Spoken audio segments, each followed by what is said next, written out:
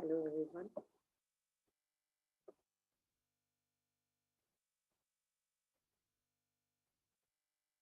Hello everyone, आज का हमारा टॉपिक है मेमोरी। मेमोरी में आज हम पढ़ने वाले हैं primary memory and secondary memory. Start करते हैं। तो अगर हम बात करें कि मेमोरी या स्टोरेज यूनिट का पर्पस क्या है, क्या नीड है, क्या कर रहा है, तो यहाँ हम कह सकते हैं कि जो भी डेटा हम कंप्यूटर में स्टोर करना चाहते हैं प्रोसेसिंग से पहले या प्रोसेसिंग के बाद, तो हमें उसके लिए मेमोरी की जरूरत पड़ती है।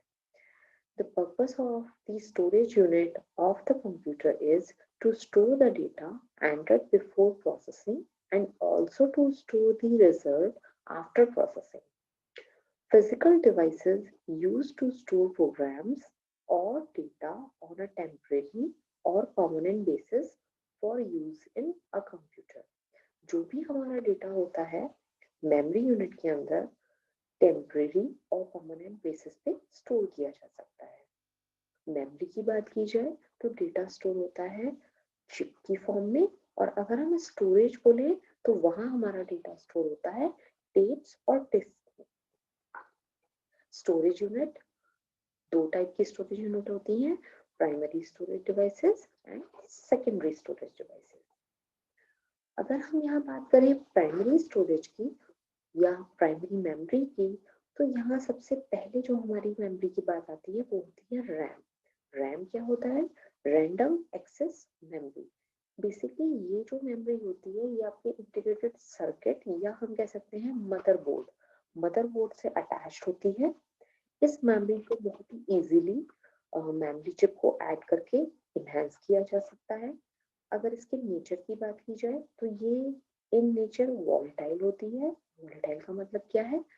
जब तक पावर ऑन है तब तक आपका डेटा सिक्योर रहेगा, और पावर ऑफ होने के बाद आपका जो डेटा है वो आपका इरेज हो जाएगा।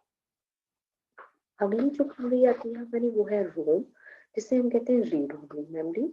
इसे हम बायोस चिप भी कहते हैं। ये हमारी परमानेंट मेमोरी है।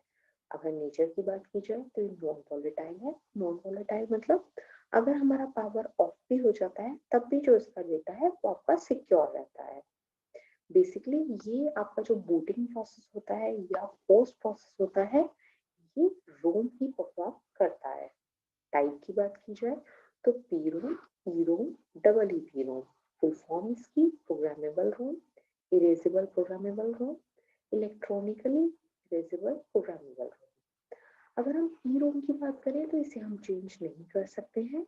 ई पी रोम एक बार में एट अ टाइम आप एक बार इसका प्रोग्राम चेंज कर सकते हैं। डबल ई पी रोम की बात की जाए तो यहाँ प्रोग्राम आपका चेंज हो सकता है कई बार जब भी रिक्वायर्ड हो। आगे चलते हैं। नेक्स्ट जो हमारी प्राइमरी मेमोरी में आती है वो है हमारी कैश मेमोरी। इसे हम सीपीयू मेमोरी भी कहते हैं या सप्लीमेंट्री ऑफ रोम भी बोला जाता है। ये बेसिकली बिल्ड इन होती है प्रोसेसर में, और ये फास्टेस्ट मेमोरी होती है कंप्यूटर के लिए। वर्चुअल मेमोरी की बात की जाए तो ऑपरेटिंग सिस्टम का ये एक स्पेशल मैनेजमेंट है। जब कभी हमारा रैम कम रह जाता है या हम कह सकते हैं लैक ऑफ रैम होता है, तो ऑपरेटिंग सिस्टम क्या करता है कि हार्ड डिस्क के कुछ पार्ट को स्वैप कर देता है एज अ रैम। पार्ट तो वो आपका सेकेंडरी स्टोरेज का होता है, बट लेकिन वो वर्क रैम की तरह करता है। उसी को बोला जाता है वर्चुअल मेमोरी। अब अगर हम यहाँ पे बात करें सेकेंडरी स्टोरेज की, जो कि आपकी परमानेंट स्टोरेज है, ह्यूज अमाउंट ऑफ डेटा, तो इस सेक्शन में हम कहेंगे कि ये जो हमारी मेमोरी है ये एक बैकअप स्टोरेज की तरह वर्क करती है।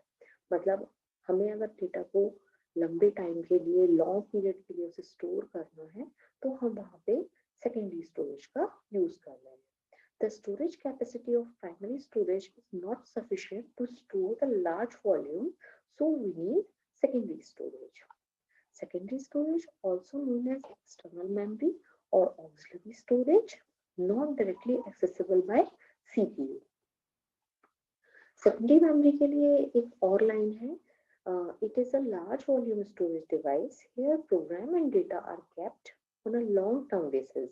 It it is also called as permanent memory. For example, जैसे कि आपका हार्ड डिस्क हो गया, सीडी हो गया, डीवीडी हो गया. हार्ड डिस्क में हम कह सकते हैं कि जैसे हमारी 40 GB, 80 GB, 500 GB, या एफडीडी की बात करें तो फ्लॉपी डिस्क हो गई, सीडी यानी कि आपके कॉम्पैक्ट डिस्क हो गए, डीवीडी हो गए, एसडी कार्ड्स हो गया, पेन ड्राइव्स हो गए.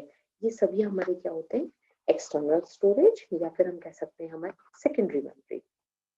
ओके स्टूडेंट्स, तो आज की इस वीडियो में हमने समझा कि मेमोरी क्या है, मेमोरी की नीड क्या है, उसका पर्पस क्या है, कितने टाइप की है, primary memory, secondary memory, RAM, ROM, and then cache memory, virtual memory, and at last our secondary memory.